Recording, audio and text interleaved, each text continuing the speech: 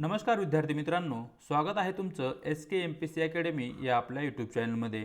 आज दिनांक 8 डिसेंबर 2023 वार आहे शुक्रवार। तुमच्यासाठी घेऊन आलो आहे संपूर्ण लोकसत्ता वृत्तपत्र विश्लेषण। तर आज या ठिकाणी आपण महत्त्वाच्या बातम्यांमध्ये एकूण 4 बातम्या पाहणार आहोत, ज्या की स्पर्धा परीक्षा दृष्टिकोनातून आपल्यासाठी महत्त्वाच्या आहेत।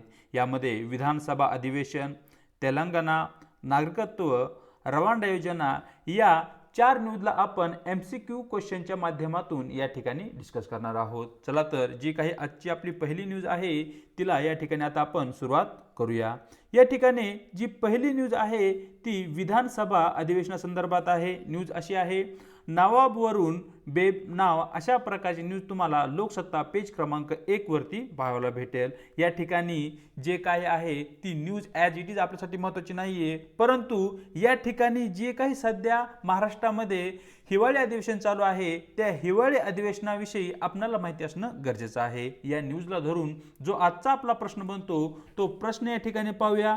महाराष्ट्र सरकारचे वित्तीय वर्ष लक्षात घेता अधिवेशनाचा योग्य कालक्रम लावा। तर मित्रांनो, या ठिकाणी तुम्हाला महाराष्ट्र सरकारचे जे वित्तीय वर्ष आहे, ज्याला की आपण फायनान्शियल इयर असे म्हणतो, ते फायनान्शियल इयर माहिती असलं पाहिजे। त्याचबरोबर जे हे अर्थसंकल्पीय अधिवेशन आहे, हिवाळी अधिवेशन आहे आणि पावसाळी अधिवेशन आहे, हे केव्हा होते हेही तुम्हाला या ठिकाणी माहिती असणं आवश्यक आहे। तर या ठिकाणी जे आपले पहिले अर्थसंकल्पीय अधिवेशन आहे ते साधारणतः फेब्रुवारी महिन्यामध्ये होते। दुसरे अधिवेशन हिवाळी अधिवेशन ते सध्या चालू आहे, याचा अर्थ नोव्हेंबर ते डिसेंबर या महिन्यामध्ये हिवाळी अधिवेशन आयोजित केले जाते। आणि नंबर 3 चे जे काही पावसाळी अधिवेशन आहे ते जून जुलै या महिन्यामध्ये आयोजित केले जाते। मग या ठिकाणी जे आपल्या महाराष्ट्राचे वित्तीय वर्ष आहे, ज्याला की आपण फायनान्शियल इयर म्हणतो, महाराष्ट्राच्या वित्तीय वर्षाची सुरुवात 1 एप्रिल ते 31 मार्च दरम्यान या ठिकाणी महाराष्ट्राचे किंवा भारत सरकारचे वित्तीय वर्ष असते। जसे की आपल्याकडे 1 जानेवारी ते 1 डिसेंबर हे पूर्ण एक वर्ष असते, तसेच सरकारचे जे काही आर्थिक घटक आहेत किंवा आर्थिक बाबी आहेत या संबंधी जे काही वर्ष आहे ते 1 एप्रिल ते 31 मार्च दरम्यान असते। हा पॉइंट या ठिकाणी तुम्हाला लक्षात ठेवायचा आहे। मग या ठिकाणी 1 एप्रिल नंतर सुरुवातीला येणारे जे काही अधिवेशन आहे, जे की जून जुलै किंवा सप्टेंबर महिन्यामध्ये येते, ते आहे पावसाळी अधिवेशन। म्हणजे वित्तीय वर्षानुसार या ठिकाणी नंबर 1 चे आपले अधिवेशन असेल पावसाळी अधिवेशन। नंबर 2 वर हिवाळी अधिवेशन असते, जे की नोव्हेंबर किंवा डिसेंबर या महिन्यामध्ये ते आयोजित केले जाते। आणि नंबर 3 चे जे आहे ते आहे अर्थसंकल्पीय अधिवेशन, जे की या ठिकाणी फेब्रुवारी या महिन्यामध्ये त्याचं आयोजन केलं जातं। मग यानुसार जर आपण क्रम लावला तर आपलं योग्य उत्तर राहील 3, 2, 1, म्हणजेच आपला योग्य पर्याय आहे पर्याय सी। या ठिकाणी आपलं योग्य उत्तर राहील। या ठिकाणी जे काही आपले अधिवेशन आहे त्या अधिवेशनाविषयी जर तुम्हाला थोडक्यात सांगायचं झालं तर मित्रांनो, अधिवेशन म्हणजे काय हेही तुम्हाला माहिती असणं आवश्यक आहे। फॉर एक्झाम्पल, आपला जो महाराष्ट्र आहे, आपल्या महाराष्ट्राचे हे एक विधिमंडळ आहे। या ठिकाणी 2 सभागृह आहे, एक आहे विधानसभा आणि दुसरी आहे विधान परिषद। मग या ठिकाणी विधानसभा आणि विधान परिषदेमध्ये आमदार असतात, जे की या सभागृहाचे सदस्य म्हणून त्यांना संबोधले जाते। आमदार जसे आपल्याकडे तालुक्याचा आमदार, जिल्ह्याच्या ठिकाणी खासदार असा असतो। मग या ठिकाणी महाराष्ट्रामधील जे सर्व आमदार आहेत ते या ठिकाणी या त्यांच्या प्रत्येक हाऊसमध्ये किंवा त्यांच्या त्या घरामध्ये एकत्र येतात आणि विविध विषयावर चर्चा करत असतात। फॉर एक्झाम्पल, मराठा आरक्षण आहे, मराठा आरक्षणावर चर्चा, धनगर आरक्षण आहे, धनगर आरक्षणावर चर्चा। अलीकडेच राज्यात अवकाळी पाऊस झाला, मग या ठिकाणी शेतीचे नुकसान झाले, सरकार त्यासाठी काय करत आहे, अशा प्रकारचे प्रश्न या ठिकाणी या आमदाराकडून जे काही मंत्री आहेत त्या मंत्र्यांना विचारले जातात। मग त्या ठिकाणी ते जे मंत्री आहेत त्यांच्या प्रश्नांची या ठिकाणी उत्तर देतात। हा जो सर्व कार्यक्रम आहे यालाच या ठिकाणी अधिवेशन असे म्हणतात। आणि तशा प्रकारचे अधिवेशन सध्या आपल्याकडे हिवाळी अधिवेशन म्हणून चालू आहे। चलूया पुढच्या न्यूजकडे, जी की तेलंगणामधून आहे।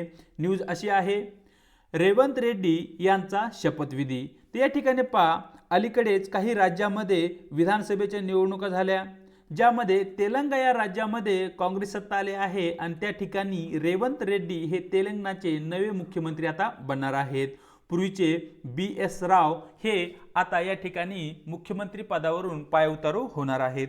या न्यूजला धरून आजचा जो आपला क्वेश्चन आहे तो क्वेश्चन या ठिकाणी अशा प्रकारचा आहे, तेलंगणा राज्याची निर्मिती केव्हा करण्यात आली? तुम्हाला माहिती असेल की तेलंगणा हे अलीकडे निर्माण झालेले राज्य आहे। मग या ठिकाणी जे आपले पर्याय आहेत, आपल्या पर्यायामध्ये पर्याय ए 2 जून 2014, पर्याय बी 21 जून 1972, पर्याय सी 1 मे 1960, पर्याय डी 1 नोव्हेंबर 1953। तर मित्रांनो या ठिकाणी आपलं योग्य उत्तर राहील पर्याय ए 2 जून 2014 मध्ये या ठिकाणी तेलंगणा या राज्याची निर्मिती झाली। थोडक्यात जे महत्त्वाचे फॅक्ट्स आहेत ते फॅक्ट्स या ठिकाणी आपण पाहूया। 2 जून 2014 मध्ये तेलंगणा या राज्याची जी काही निर्मिती आहे ती आंध्र प्रदेश या राज्यामधून झाली आहे। म्हणजे पूर्वी तेलंगणा हे आंध्र प्रदेश या राज्याचा एक भाग होते आणि तेलंगणा या राज्याची जी काही राजधानी आहे ती हैदराबाद आहे, हेही तुम्हाला या ठिकाणी माहिती असणं आवश्यक आहे। 21 जानेवारी 1972 मध्ये मणिपूर हा जो केंद्रशासित प्रदेश आहे या केंद्रशासित प्रदेशाला पूर्ण राज्याचा दर्जा 21 जानेवारी 1972 मध्ये देण्यात आला होता। 1 मे 1960 रोजी महाराष्ट्र आणि गुजरात या अशा 2 राज्याची निर्मिती करण्यात आली होती, जे की पूर्वी एकत्रितपणे मुंबई या राज्याचा ते भाग होते आणि 1 नोव्हेंबर 1953 ला आंध्र प्रदेश या भारतातील पहिल्या राज्याची निर्मिती करण्यात आली होती। अशाप्रमाणे हे जे महत्त्वपूर्ण फॅक्ट्स आहेत ते फॅक्ट ही तुम्हाला या ठिकाणी माहिती असणं आवश्यक आहे। मला मित्रांनो कमेंट बॉक्समध्ये सांगायचे जे काही फाजल अली कमिशन आहे जे की राज्यांच्या निर्मिती संदर्भात आहे, त्या फाजल कमिशनने त्यांचा रिपोर्ट कोणत्या साली सबमिट केला होता याचे उत्तर तुम्हाला कमेंट बॉक्समध्ये द्यायचं आहे। चलूया आजच्या आपल्या पुढच्या न्यूजकडे, जी की नागरिकत्व या संदर्भात आहे, सिटीजनशिप संदर्भात आहे।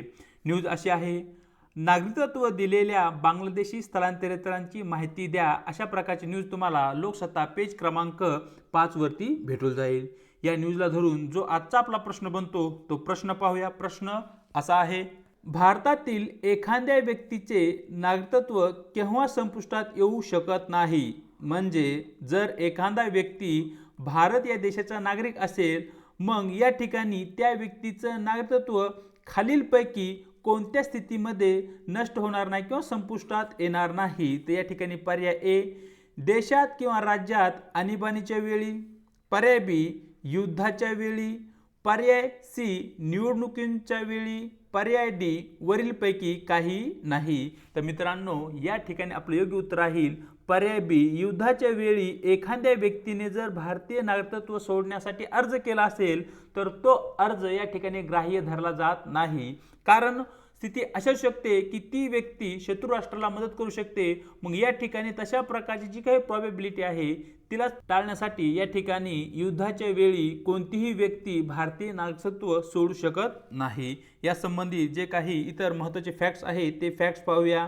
इम्पॉर्टंट फॅक्ट्स, भारतीय संविधानामध्ये कलम 5 ते 11 दरम्यान या ठिकाणी सिटीजनशिप संदर्भात कलमे दिली आहेत।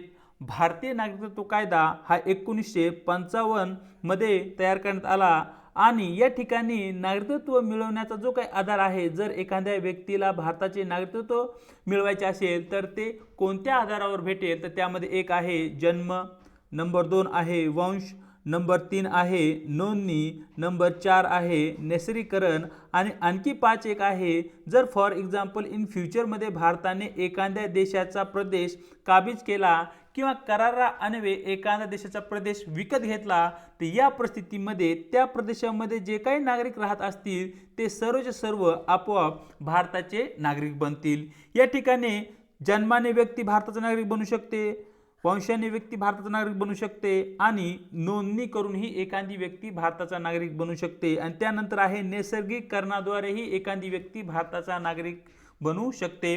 म्हणजेच काय, जर एखादी परदेशी व्यक्ती वैधानिक दृष्ट्या सर्व घटकांची जर पूर्तता करत असेल तर ती व्यक्ती त्या ठिकाणी भारताचा नागरिक बनू शकते. फॉर एक्झाम्पल, एक अमेरिकन व्यक्ती आहे जो की सलग 12 वर्ष भारतामध्ये राहिला आहे, भारतामध्ये त्याचं वास्तव्य आहे. मग अशा परिस्थितीमध्ये ती व्यक्ती या ठिकाणी भारताचा नागरिक बनू शकते. चलूया आजच्या आपल्या पुढच्या आणि शेवटच्या न्यूजकडे, जी की रवांडा योजना संदर्भात आहे. न्यूज अशी आहे, ऋषी सुनक यांची स्वपक्षीयाकडून कोंडी. अशा प्रकारची न्यूज तुम्हाला लोकसत्ता पेज क्रमांक 5 वरती भेटून जाईल. या न्यूजला धरून जो आपला प्रश्न बनतो तो प्रश्न पाहूया. प्रश्न असा आहे, अलीकडे चर्चेत असणारी रवांडा योजना कोणत्या देशाकडून सुरू करण्यात आली आहे? अशा प्रकारचा सरळ प्रश्न या ठिकाणी आपल्याला विचारण्यात आला आहे, ज्यामध्ये पर्याय ए अमेरिका, पर्याय बी इस्रायल, पर्याय सी भारत, पर्याय डी ब्रिटन. तर मित्रांनो, या ठिकाणी ऋषी सुनक हे ब्रिटन या देशाचे पंतप्रधान आहेत आणि त्यांच्याकडून रवांडा ही योजना आणण्यात आलेली आहे. म्हणजेच या ठिकाणी आपलं योग्य उत्तर राहील पर्याय डी, ब्रिटन या देशाने रवांडा नावाची योजना सुरू केली आहे. मग या ठिकाणी तुम्हाला माहिती असलं पाहिजे की ही रवांडा योजना नेमकी काय आहे.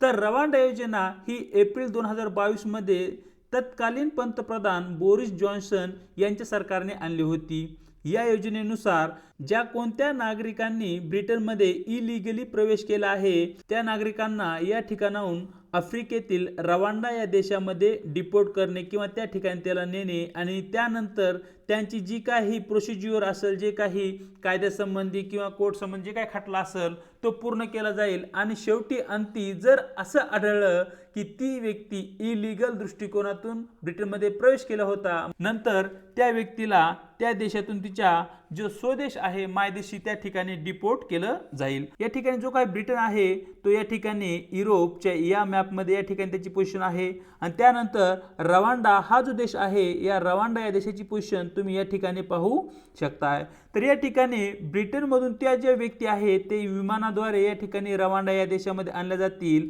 आणि त्यांच्या संबंधी जी काही केस आहे, जी काही केस पेंडिंग कोर्टामध्ये आहे, त्याची पूर्णच्या पूर्ण प्रोसेस झाल्यानंतर त्या व्यक्तीला एकतर परत ब्रिटनमध्ये घेतलं जाईल किंवा ज्या कोणत्या देशातून ती व्यक्ती आली आहे त्या देशामध्ये त्या व्यक्तीला डिपोर्ट केलं जाईल. तर रवांडा हा जो देश आहे, या देशाच्या मधोमध इक्वेटर जातानाही आपल्याला दिसतं इक्वेटर ही 0 डिग्रीची लाईन आहे. हेही तुम्हाला या ठिकाणी माहिती असणं आवश्यक आहे. तर मित्रांनो, अशा प्रकारे जे काही 8 डिसेंबरचं महत्त्वपूर्ण वृत्तपत्र डिस्कशन आहे ते या ठिकाणी आपण केलं आहे. या ठिकाणी व्हिडिओच्या डिस्क्रिप्शन बॉक्समध्ये आपल्या टेलिग्राम चॅनलची लिंक देण्यात आली आहे. त्या